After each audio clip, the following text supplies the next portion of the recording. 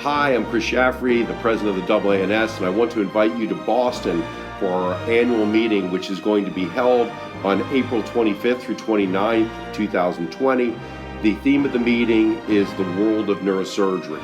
It's going to be an exciting, informative, compelling meeting, and I strongly encourage you all to attend.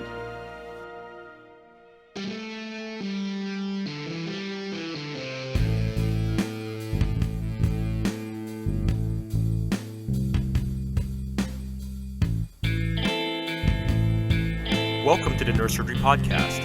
I'm Mike Wang, and I'm here with my co-host, J.P. Kolcun. We are here to discuss all things neurosurgical.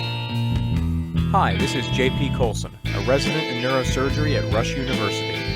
Please note that this is not a CME event, and the opinions and statements made in this podcast do not reflect those of any institution or professional organization. Now, let's get started. We are live. Great. Thank you so much for doing this, John Paul and Mike. Yeah, thank you for being here, Anil, and we're blessed to have you here, and I think almost all our listeners will know who Anil Nanda is, but let me just let him introduce himself and a little bit about his background first. So I'm at Rutgers. I'm professor and chair of both the medical schools, and I'm the senior vice president for the Rutgers R.W.J. Barnabas Health System, which is a $6 billion healthcare system with 9,000 doctors and is the largest employer in the state of New Jersey. I think 33,000 employees. Wow.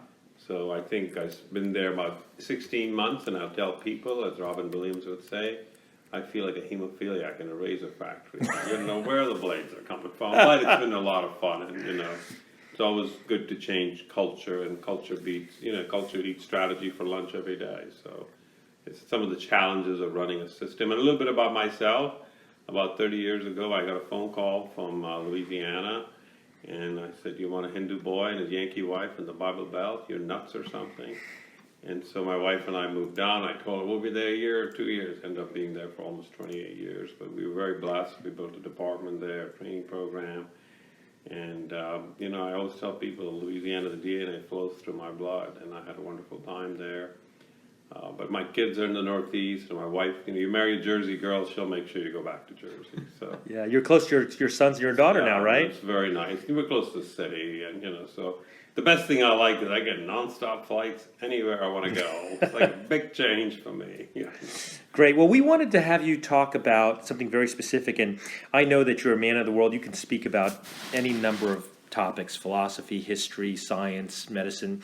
But you've been placed in a very interesting and I will say complex position, I think, because you're at this nexus in two different ways, right, in this new job. One is, and please stop me if I'm paraphrasing incorrectly, you're merging a DO and MD training program, and you're also merging two different medical school departments, right? Correct. So let's take them one at a time, and then tell us a little bit about this, because this is really, maybe this is a bellwether for the future. Well, I think the important thing to remember is that ACGME took a very prophetic view and prescient view that all neurosurgeons should be standardized, And the thing is, it's not like if your daughter or your mother was in an ER in Kansas or in Tallulah, Louisiana, that their certification as a neurosurgeon that came in would be different. So that way you would feel good that no matter where my kid or family goes, it's standardized. And I think that was a great move on the ACGME to do. Listen, we want all programs to be the same, and we want a level of fairness and equality so that it's all standardized. So it's not like one board is superior to the other, but it's a safe and effective board. So that was the impetus of doing this. And I feel very strongly when I took this job that these are our children too. I always tell people, my residents after my kids are the most important people in my life. And I think we want to make sure that that sense is there. So when we went there, when I moved down there, the DO program was actually a very good program. They'd not been accredited, I think, a couple of years in a row. And so I was brought in, and I said, well, let me look at what the problems are. And actually, the RRC decision just came in, where they gave us a complement increase. So we're up to 18 residents, and all those DO residents have come in. And my working with them is these kids are really good. I mean, they're the top of the top. You're a DO, you're going to do neurosurgery, it's very competitive. And so they're really bright kids. They want to publish, they're technically, my first craniotomy I did with the DO chief resident was really good. I mean, he was meticulous, he was thoughtful, and I was like, there's no difference. So I think they were given an unfair hand because it was sort of this subliminal thing. You're really not that good, you're a DO resident or whatever, and I think these kids are very good. So I feel very fortunate that we were able to vindicate this and say, listen, this works, the kids are really good.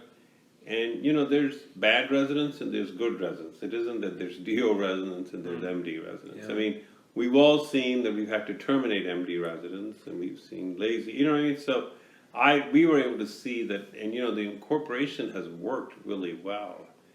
But we've done a lot of morale boosting things. I have a journal club at my house. When they got the official news, they're going to go for a hockey game together. They got the skybox from the systems. So we've got a long way to do that. We try to meet every month. It's a little difficult bringing it because, there was some resentment from the MD residents. Well, my process was much more competitive than yours. But, it's like the old thing I always tell my kids. It's not where you learned how to do your art and your job, it's how you do your job. So we've all seen somebody coming from Harvard and is not being able to do the job. And I always tell people, I went to the University of Madras, I didn't turn out to be head. You know what I mean? It's again how you do your job.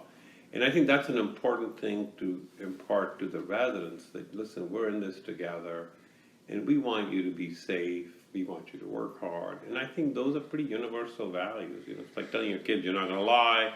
You can't have Kit Kats for breakfast, lunch, and dinner. Like, that's not good for you. You need protein, So I think that's how it works. So you still have two separate structures, right? The DO residents are at one particular system of hospitals and the MD are at the other? No, they're all together? We merged completely. Really? We said this can't be a slightly pregnant kind of deal. Either you're full in or full out. So I just took complete ownership and we said, this is the academic curriculum. So now we had an M&M. So the one thing we've done very well is audiovisual. So M&M now is between three places. And we have live TV. So all the cases, the PowerPoint goes up, this is the case. I feel M&M is the moral conscience of a department. That's a no-spin zone. You can't have this, I've done 3,000 cases and nobody had any complications and everybody went home 6 hours later. I'm like, no, it doesn't work like that. So I think the residents need to learn that. So we merged the M&M right away. Then we have visiting professors, and Mike Wang is going to come as a visiting professor. And the only criteria for him was that if you had bench pressed 400 pounds in the past, you could come on in. But no. Well, that you're too kind, Anil. No, so he's going to, so we, and the way I did it is that, we emphasize that, Wednesday morning is like, whether you're going to church or synagogue or temple, it's not negotiable. So everybody has to be there. And that gives a sense of community. So we've done that. We've set up an academic curriculum, and I think and we've had a lot of workshops for both the residents. So creating that esprit core has gone a long way. And I told the DRM the first time I did the award, what's going to happen? I said, I want you to be on the plenary session of the AANS. I said, I want you to do such good work that, you get recognition for it. And that's our job, is to inspire these kids to do a good job. Yeah, I remember when the announcement was made that you were going to take that job, that several of the DO residents, because I had helped the DOs get membership in the CNS, they called me and they said, thank God, because as you know, several have closed around the country. And these guys were actually worried about what was their future. Their whole future was at stake.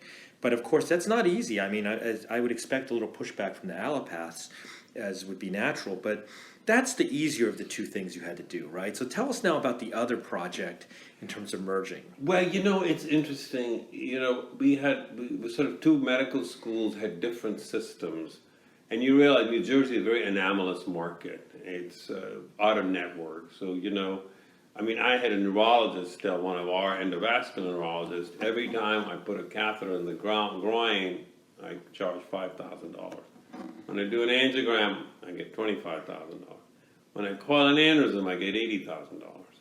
like, this almost seems morally egregious. And I'm like, I feel like I practiced in Louisiana for 27 years. I could have been in Costa Rica because we did 100,000 RBRVUs and we collected about 8 million. And here you do half the RBRVUs and you're getting 3 times the money. Yeah. So this out-of-network boondoggle, which is being addressed nationally, locally, is now not that, it's not an issue. So we had sort of this for-profit West German economy model in one place, and the other place was sort of this East German economy model. And I think we've made some progress, but it doesn't happen overnight. I think it takes a while to do that. But what I like to do is bring it all together. So we do have weekly, monthly meetings all the time. I'm complete transparency. I tell people, this is our goal, this is what we're going to get here. We want to have a department that publishes over 200 papers a year. We hired a really good research scientist, Detlef Boysen. He's like the emperor of adenosine. He has 2 R01s. He comes in, and so we have research outlets for our residents. That's what we're going to do.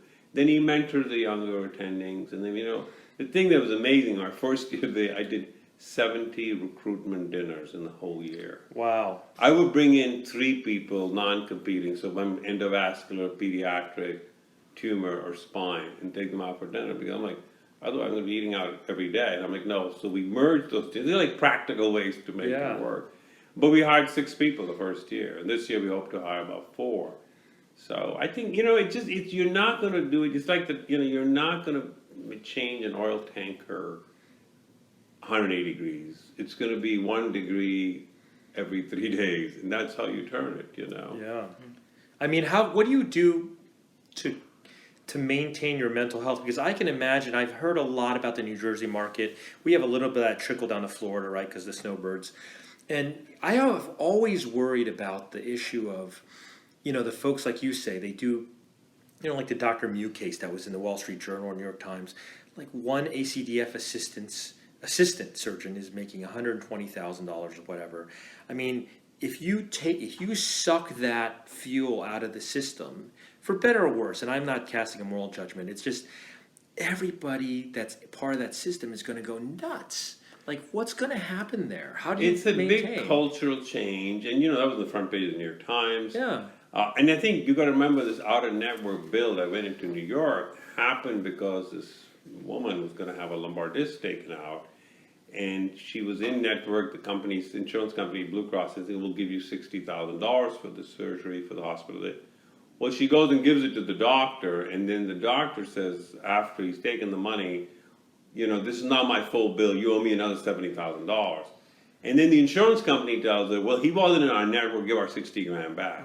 So all of a sudden, this poor woman is stuck with $130,000 worth of bills. So she goes up to the legislation body, and it gets passed through, and they make it illegal. And now New Jersey is going to do that too. But I also think, sometimes, listen, if the Emirate of Sultan of some Dubai comes and wants to give $3 million to have an ingrown toenail removed, that's his prerogative. Right. And I would never resent somebody making $3 million for an ingrown bone. That's what they want to do. And it's interesting culturally, like in Singapore, the neurosurgeons, they told me, we bill according to what we think they can pay. Really? Yes. So there was a famous case of this guy who made all the Bruce Lee movies, kung fu fighting and all that stuff. Ray Chow. Yeah. So his dad had a chronic subdural. Okay. Right? Goes to Singapore, there, they drain the thing, he's there for 2 weeks. Like, the simplest procedure we do. He billed and collected over $150,000. So, I don't, that's nothing for him, okay? It's like the owner of Amazon giving us a quarter or something, so it's not a big deal. But, I don't resent that. But I think that once you deny care, and I also think from an educational point of view, if you're doing out a network, then what happens is you see this, it percolates down. So the PAs get used to seeing 5 cases a day rather than 50. Because you don't have to do that much. You're going to get a gazillion dollars every time you operate. And I really don't resent that. I just think for resident education, for standardization, and in the end, this money comes from us. It's, we end up paying for this, whether you like it or not. It's the cost of healthcare. Yeah, I'm conflicted as you are, because it's like, on the one hand, the skill set, and I think most patients would never begrudge us. It's like, wow, you should command the ability to say this, this surgery can be priceless, right? And that's the truth, that human beings' health is priceless on a certain value system. And so, maybe people should charge whatever they want. On the other hand, the system has to function, right? Like, people have to be able to get care. And I think that's where I think some of our colleagues, sometimes maybe they're a little bit out of touch. Like, you can really ruin a system that was working pretty well by a couple bad examples, right? Well, I give the example. I've done 2,200 ACDs. Okay, it's a large series. I published my series. I love ACDs, all right? So in my system, I get paid, I think in New Brunswick, $3,000 for an ACD, or $4,000, whatever, it's a network.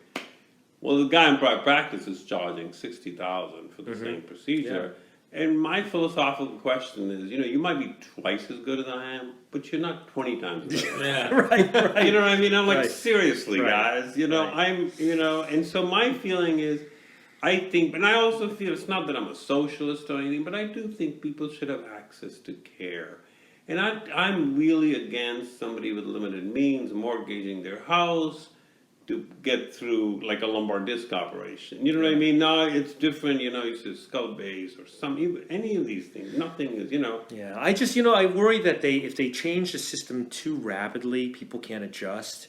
Of course the surgeons, they have to adjust with the times. Hopefully it happens in a way that everybody can live happily and continue, because I know you've got to manage a lot of big problems for the whole state. I mean, this is a state-wide issue, right? Yeah. So what do you do about your mental health? Like, I mean, it's a lot of stress, right?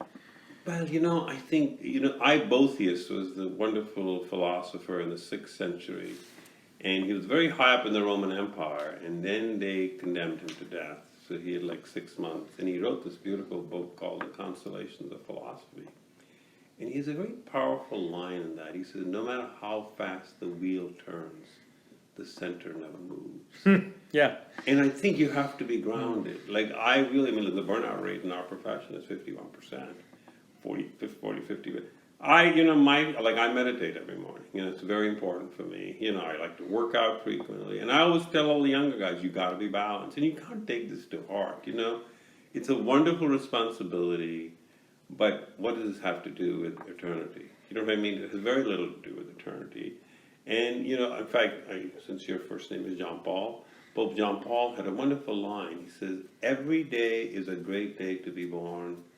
Every day is a great day to die, and my bags are always packed. And, so there's sort of this, balance that you really can't take this to heart. You have to be happy, you have to be ebullient. And, I personally think every time I split the fissure or I do an ACD, I'm like, I can't believe they pay me to do this. Yeah. Because I enjoy it so much. And I think that's the key.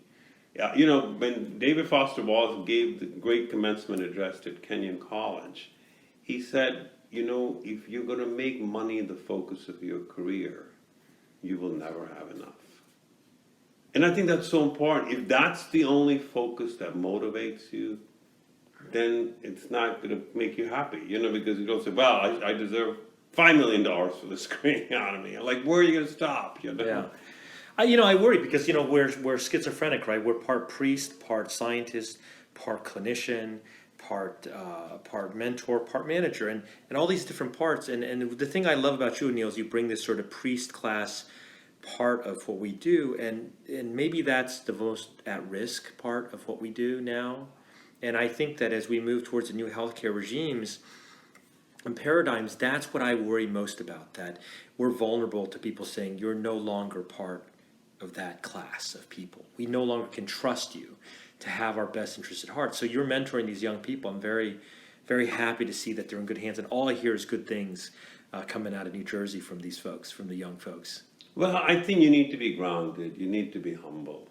I still feel that compassion is so important in our business. And the day we lose that, we lose perspective. I mean, this is an incredible privilege to do what we do. We're so fortunate, so blessed. And if hubris takes the place of humility, Icarus flew too close to the sun. If he'd not flown that close to the sun, the wax would have never melted. And that's why I worry. Some of the things were like, oh, we don't want this, we don't want that. I think we need to be open and we need to be constructive. And, there's no right answer to some of these things. But I think we try to get equipoise and we try to balance it and say, listen, we're going to do what's right. Yeah. Well, I think it's beautiful to sit here and listen to the level of bliss you find in your work. Doing something like you say, thousands of these procedures, and you still find it to be such a privilege and a joy each time, and bringing that level of care, that level of compassion to a patient who that's their one and only experience with this procedure, right? And having someone with your mindset and background shepherding them through that experience has got to be wonderful for them, wonderful for the people you're training in your system. So thank you for sharing everything with us today and being here. Thank you so much, John Paul. Thank you, Mike.